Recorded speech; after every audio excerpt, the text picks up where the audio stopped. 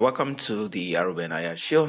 Today we are joined by Nik Tsoukales, founder of RealTop.com, a Boston-based marketing agency that helps service-based scale past our $1 million a year using honest, data-driven strategy. Nick has over 20 years of experience helping company fix underperforming company, generate predictable, build marketing system that actually work. Whether you are struggling with Google Ad, lead generation, or scaling your business, Nick brings actionable insights you can implement right away.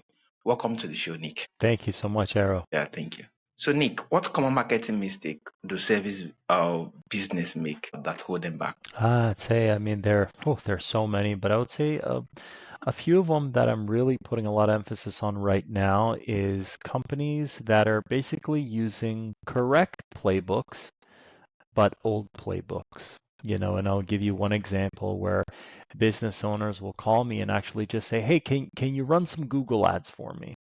And just set up a landing page and give me some leads. And they're thinking back 10 or 15 years ago when something like that, it worked. It worked very well, actually. But what's happening today is what we find is that the buyer journey has changed quite significantly. Okay. Where you can't do that anymore because when someone clicks on that ad and goes to that landing page, they want to research that company. The trust is far lower than it was 10 years ago. So what do? They're going to go ahead and check out that company on social media. They're going to check out that company on Google Business Profile. They're going to look for reviews. It's a multi-step process. In fact, the average touch points right now for someone that found someone from an ad typically is somewhere between 2 and 3 touch points in addition to clicking on the ad. So I would say the biggest issue right now is a company that hasn't set up their entire ecosystem to establish trust, and then they run ads and they burn through their budget and they fail when they should have done the foundational things early on to get the ads to convert. And even then, it's still very difficult. Yeah, wow, amazing. So, how can business face underperforming Google Ads campaign? I would say you got to start with trust.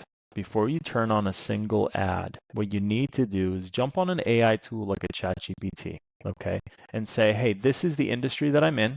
This is what I offer, okay? This is how many reviews I have. How many reviews on average do my competitors have in this marketplace? Ask ChatGPT, ask Grok, ask Claude, ask these AI tools and come up with a number. And it could be that the average competitor in your market space has 300 5-star reviews and you're at 30.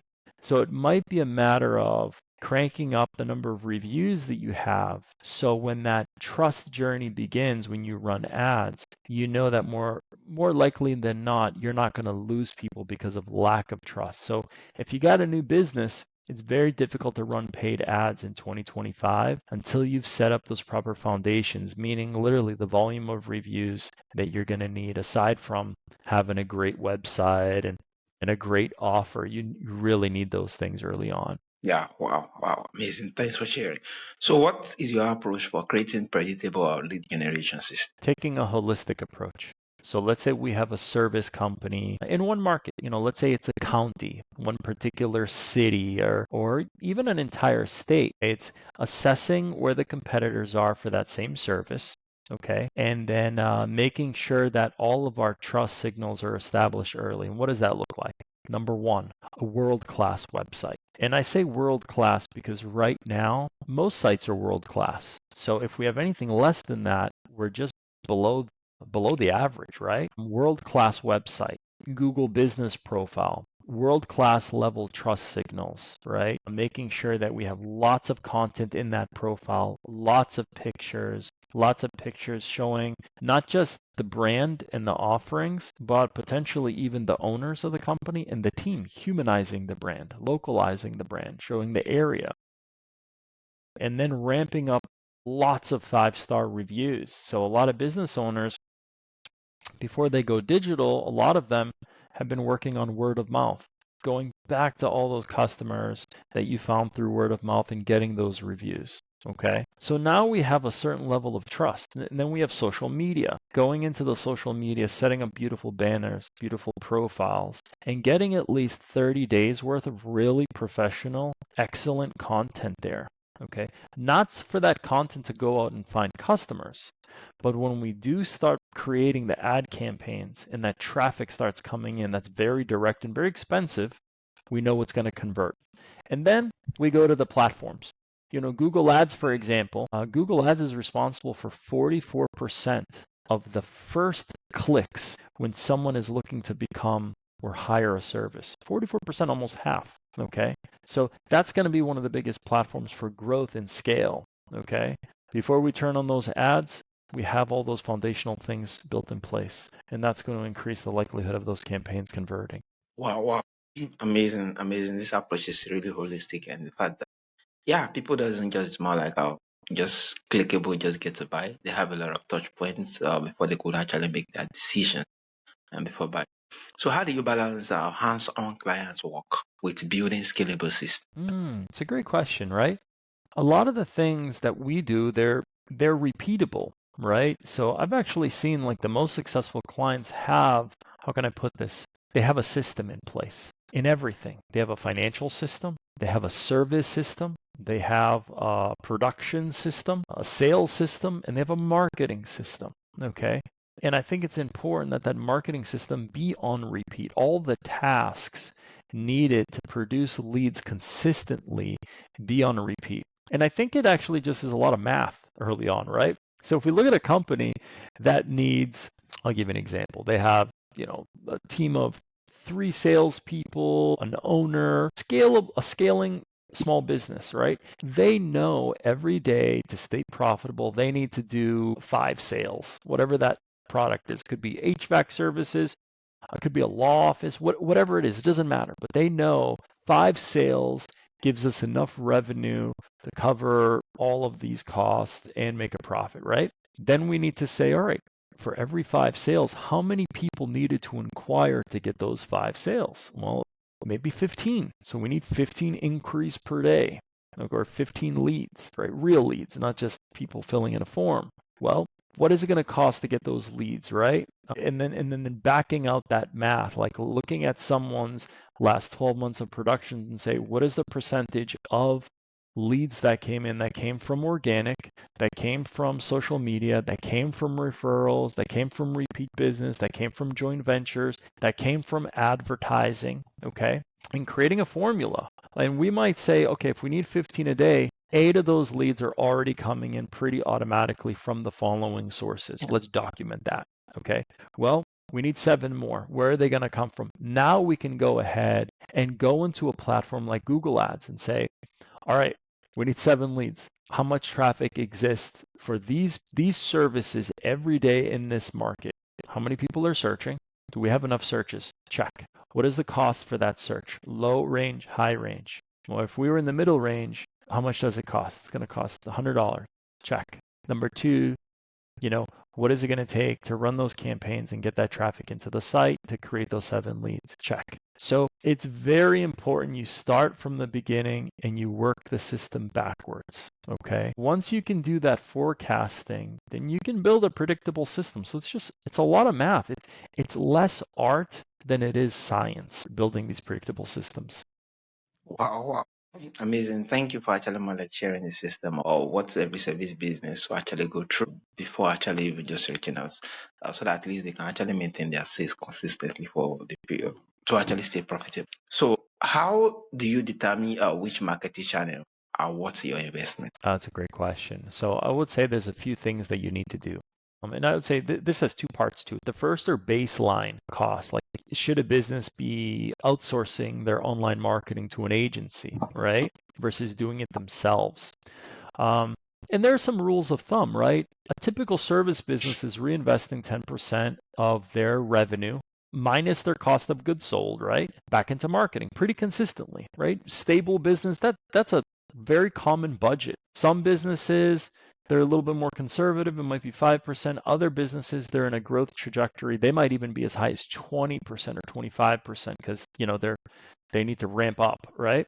Until they take that budget down. So first thing is, all right, let's do a Google Ads forecast. Let's find out what is it going to cost for you to get XYZ number of leads per day for you to hit your goal. And we might come up with a budget that says 10 clicks per day at $10 a click is $100 a day in advertising. Do you have a $3,000 a month budget in your marketing budget this year? 36,000. Yes, I do. Great. Well, if you want to run those ads yourself, go ahead and do it. But if you're looking for an agency to outsource this to do it professionally, we might charge you $2,000 a month to run a marketing system for you. So right off the bat, you've got to get 50, 60,000 a year in marketing investment between agency cost, SEO work, email work, social media, AIO, and all these other things, plus your ad costs.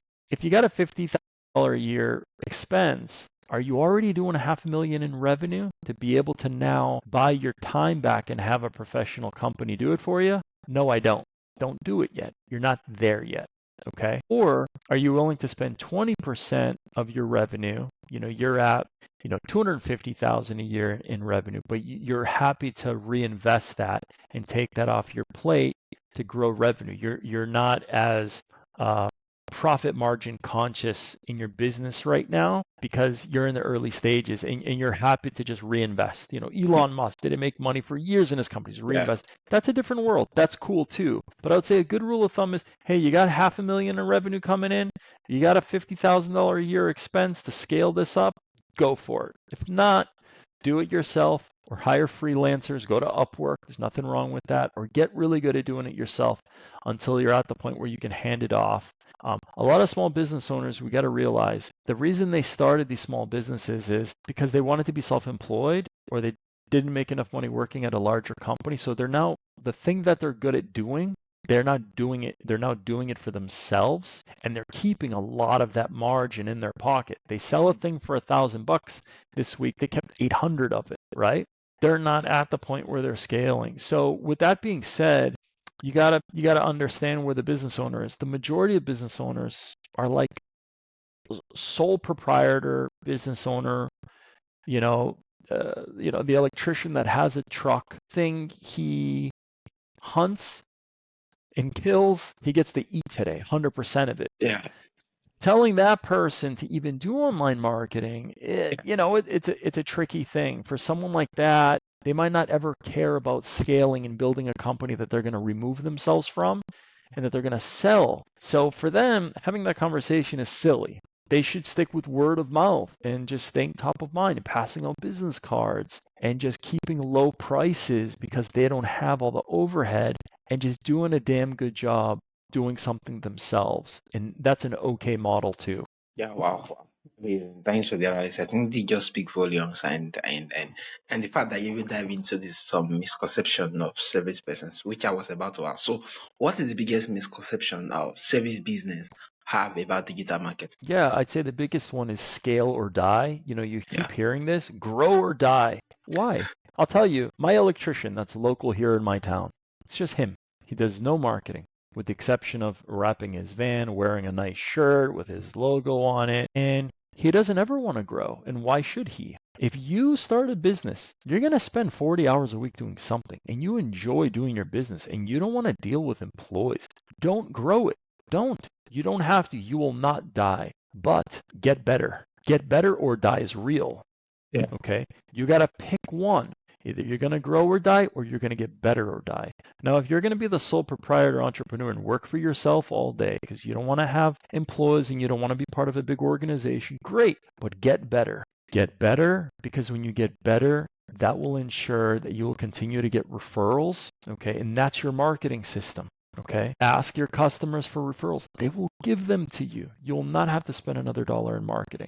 And that's an okay thing to do too. So stop letting the gurus online tell you grow or die, get big or die. No, why? If someone is making, here in the United States, someone is making $150,000 a year. They have no employees. They get to keep the majority of what they're bringing in and they love working on their own. Why should they grow? No, just get better. You got great margins. Now you're upgrading your tools. You're upgrading your van.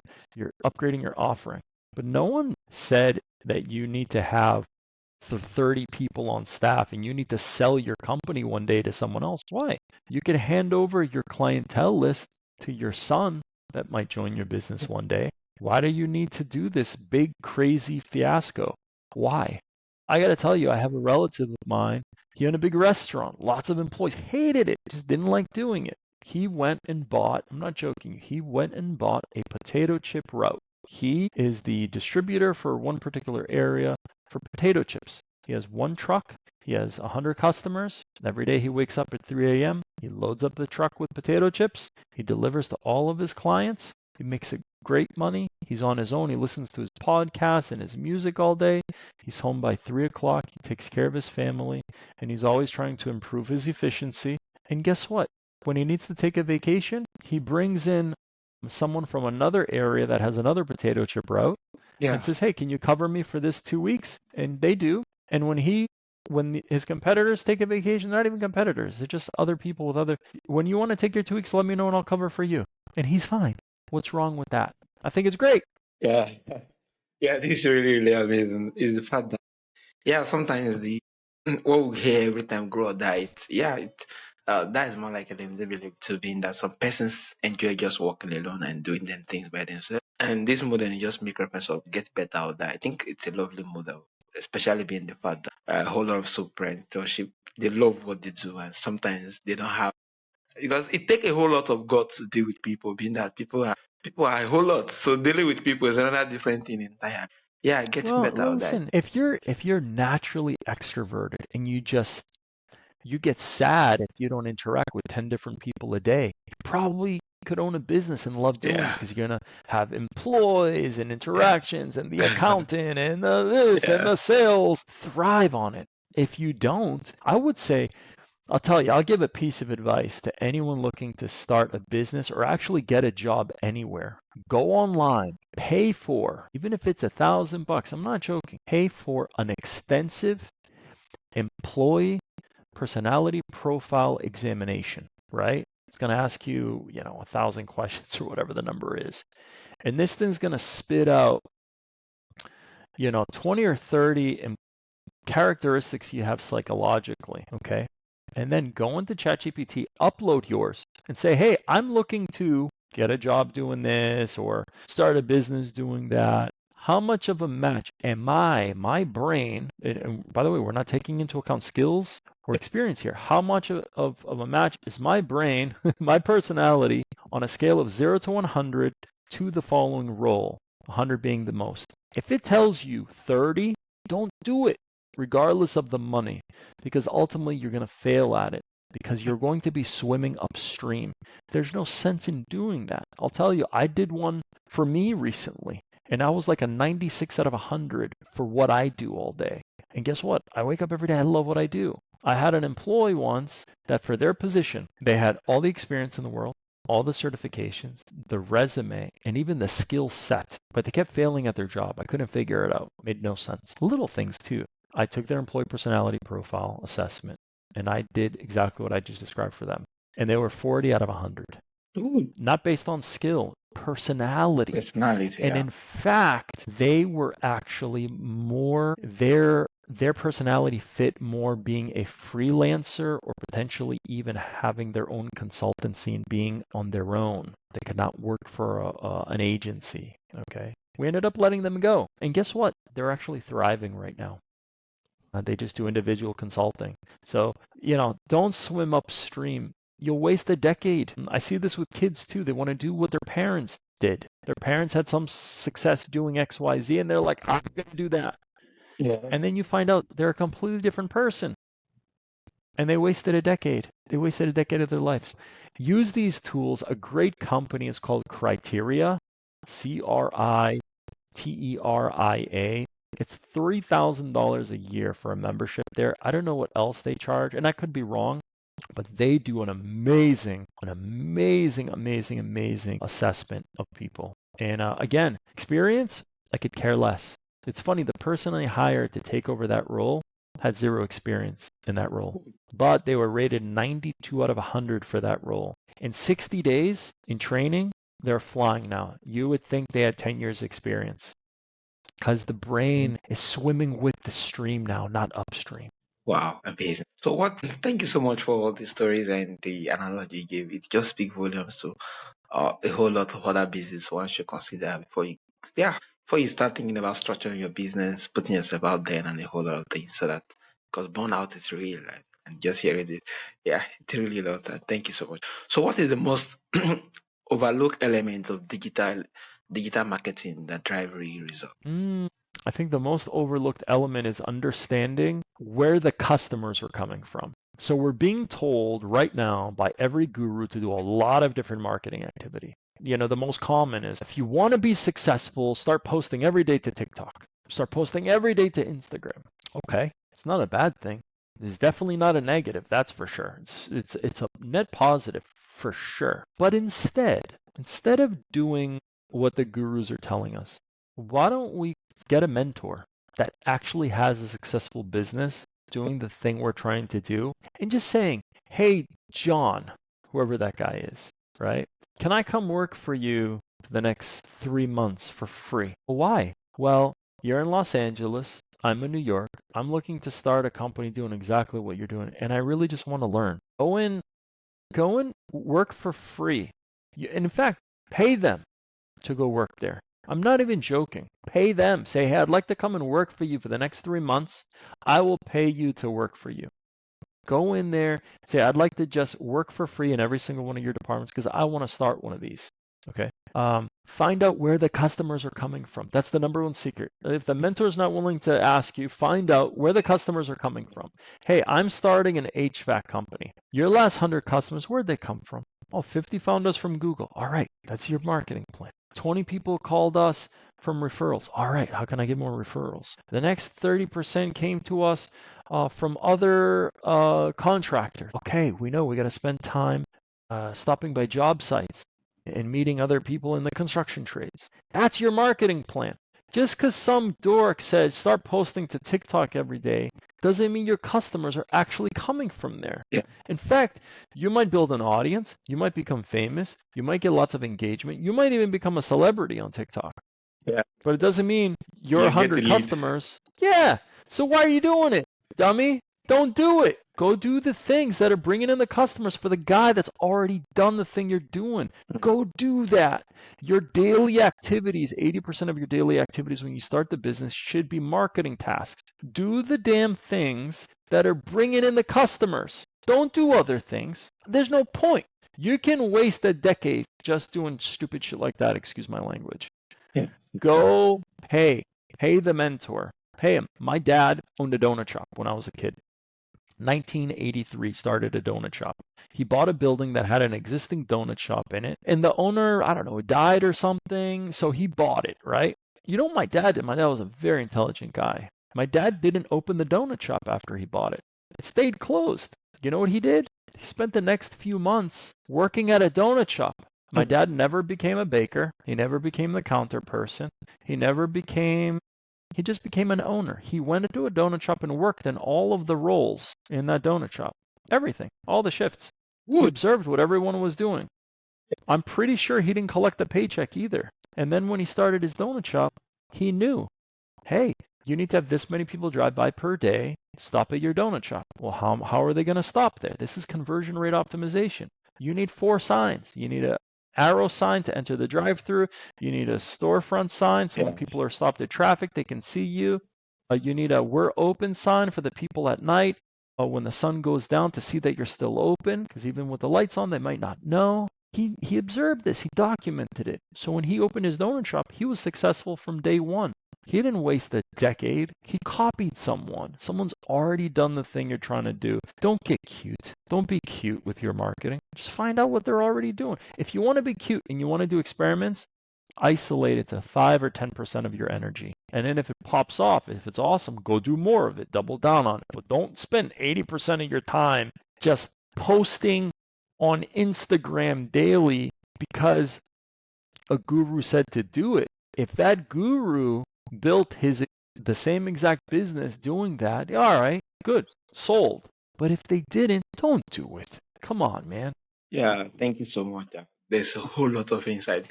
I, I personally more like I actually more like run more like a painting stuff, and all the stories you just make reference of are so relatable, and I could see a different possibility from those taking action with those different ideas. Yeah, it's really amazing. Thank you so much. You're welcome. Yeah. So how do you help clients maintain consistency in their marketing campaign? It's good. I think if we want consistent results, we need to have consistent actions. Okay. So, a lot of the stuff that we do that works, an owner already did for themselves. They literally, early on in the business, they have nothing to do. They don't have enough customers. So they spend 80% of their day on marketing tasks. A lot of them get good at running ads. They get good at doing their own SEO. They get good at posting to social. They get good at sending their email newsletter. They got all the time in the world to get good at it.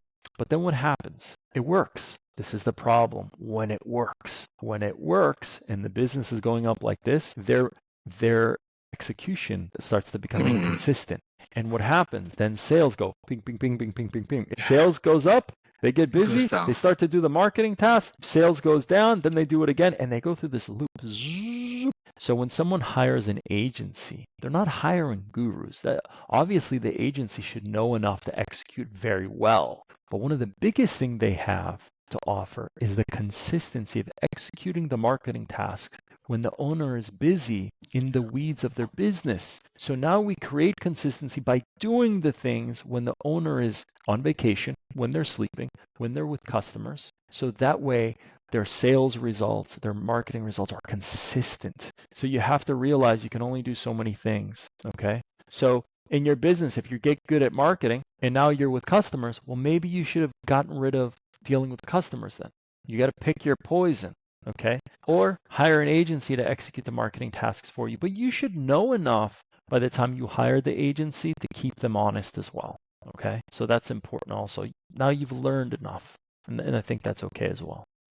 Amazing. Thanks for that. And I think it's a very lovely approach of actually more like, yeah, you just analyze almost what happened in a whole lot of service business when it gets started out with consistency and the fact that little results can just do it in and they sap their energy and while they are chasing forward to more like executing the task, they end up not being consistent and those things falls down. And yeah, it's a whole lot.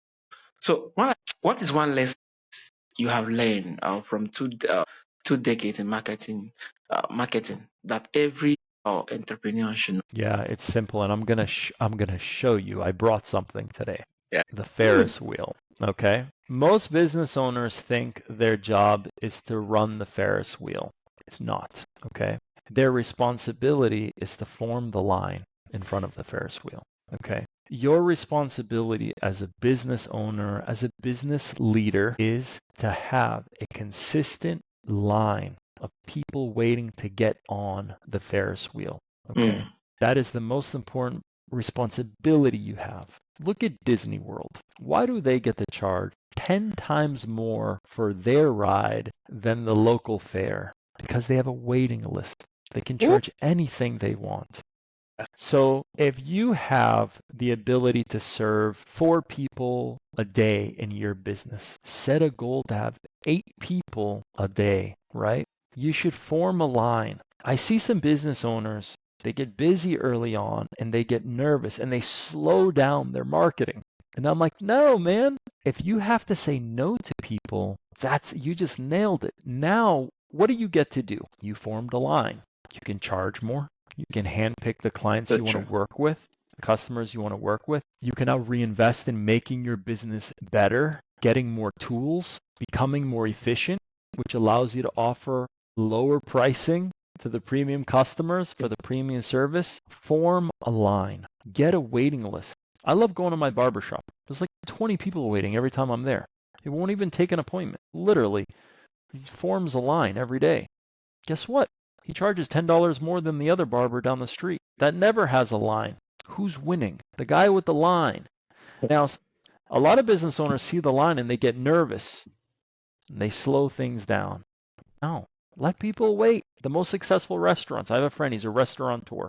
He used to have this big, huge restaurant, huge space. And when you saw that restaurant, you think, this guy is super successful. Now he has a smaller restaurant, half the size, easier to pack. It's always packed. And I asked him, hey, what's up? Why'd you sell off the big one and keep the small one? Because I make way more money on the small one. How? He goes, because the small one, there's always a wait. So where he was selling a plate of food and the big one for $15, let's say, he can charge $25 in the small one. and it's always packed. And why does that matter? Where does a business have issues? A lot of times it has issues because of labor, right? You have to have Yeah. fixed labor costs, right? You need 4 employees full time to run this operation. Okay. You got to keep those people busy so they can make back their own costs, the cost the business has, and then the margin. This big, huge facility for him wasn't, it was tough for him. The marketplace wasn't so big to cover the cost of the facility, to form a big enough line to hit level one, get the labor, then the cost of the business, and then the margin. The small one, he's got half of the tables. He guarantees that his employees are paid, guarantees his fixed cost, and he gets a higher margin. So what does he get to do? Even though he could even be selling, have half of the business that he was doing before, he's making the same profit, if not higher, and he has better cash flow. Form a line always, period. Wow. That was really, really amazing. I think when you just says start saying forming a line, and what just dawned on me was more like a business that is oversubscribed most times, or into they have a whole lot of long waiting lists. Yeah, at the end of the day, they are more profitable because their customer even get to value them more, being that uh, there is now more like this particular sense of wow, he actually even create time for me, being that out of his busy schedule, compared to when there was not much on the plate, and just reaching out in 5 minutes, the person already appeared. There's this sense of not much valuing what the service got to offer compared to you having them to wait in the wait list before they can be enrolled into what you actually want to do for them. And that's really, Yeah. really an amazing concept, I must say. Yeah, Thank you and so I'll much tell for you, sharing. that concept's not mine. I read a book years ago when I started in sales, before I even owned a company, called How to Sell Anything to Anyone. A guy named Joe Girard. He was the number one salesperson in history by word of mouth. He sold like, Hmm. Chevys in the 70s in Detroit. There were a million salespeople, but he had to do word of mouth. But he always talked about this concept of like, your business is like a Ferris wheel. You should have someone ready to get on the Ferris wheel when someone gets off. No one wants to get on a Ferris wheel. First of all, no one even wants to ride a Ferris wheel that's half empty. You're like, "Oh, that must be a crappy ride. No one's there." Yeah, so I've carried that with me over the years. I wish I followed it perfectly all the time. I fall victim to my own mistakes as well. Sometimes I look at the pipeline of people that I'm working on and think, I can slow down marketing a little bit. That's why I have the Ferris wheel on my desk now, so I can be like, oh, what are you doing? Form a line. Yeah. Wow, it's really amazing. Definitely, I'm going to get the book. Just a reminder of this particular discussion, I'm going to get the Ferris wheel. Just to keep in mind that which my goal as the business owner isn't more like to slow things down, but yeah, enroll people, get them into the Ferris wheel, let them be in line, and them getting into it is more like an opportunity compared to what the other way around. And it's really Yeah. amazing of doing business. Wow, this has really been an amazing section, and I must say a very big thank you. So, what is the final word for my audience before I'll call it? Yeah, I would say the final word is, if you're gonna start a business, pick your poison. If you feel like you want to be a solopreneur, go for it. And if you don't and you're looking to grow something, go for that too. And I would say the biggest thing is, if you're gonna get into business, get faith before you start a business. Starting a business is an absolutely scary journey, okay? Get faith. And I mean this genuinely. Go to church, get with God, get with God first. Because let me tell you something, it's going to be a holy experience. You're going to be on your knees quite a few days. And I'll tell you this, there are not that many people that will understand what's going through your head when you're having a down moment as a business owner. Get with God. Get in your Bible, get to your church, get a priest, whatever you got to do, but get a very close relationship with God if you're going to get into this game, because it's very, very difficult. And also, don't look at it. I see some young people, I want to become an entrepreneur. Dude, take it easy. A lot of there are other ways to get rich. Okay, a lot of entrepreneurs in this country, like my dad, they didn't have a choice. If he had an education and he was born here, he probably would have become a lawyer or worked in Yeah. corporate, worked at Goldman Sachs. There's a lot of ways to make money. Okay, so a lot of the people that are entrepreneurs in this country, they don't have a choice. Okay, so don't make it sound like some, oh, sexy thing. It's very hard and very difficult. And a lot of the people that became successful, they didn't have a choice. So make sure you understand why you're doing it. If you're doing it because you think it's a novelty, don't do it. If you're doing it because it's the right career fit for you, or you have an income goal that you want to hit to be able to take care of your family, and that's the right fit, then do it. But don't do it as a novelty. It's Yeah, not worth it. yeah. Thank you so much, then. You're welcome. Yeah, it's really amazing. So, how can my audience reach out to you, connect with you, and get to, more like, yeah, reach out to you, do business with you? Where's the best platform to do this? I would say just shoot me an email, Nik, N-I-K or N-I-C-K at realtop.com, just like on my shirt, Yeah, RealTop. Drop me an email if you're looking to scale a business and you need some help. I'm happy to offer you a free marketing plan or assessment and let you know what you're doing right, what you're doing wrong right now, and give you a few recommendations on how to grow your business more efficiently. yeah. Thank you so much, Nick. Thank you, Nick, for sharing your experience and insight from PC underperforming campaign to building predictable lead system. There's a lot our listener could actually more like take from these lessons. I must say, I've been that there's a whole lot of things being discussed. Marketing isn't just about chasing every shining tactic. It's about building system that consistently work. Yeah, once again, thank you, Nick, and it's really a Thank pleasure you, having you Aaron. on the show. Thank you. Thank you so much.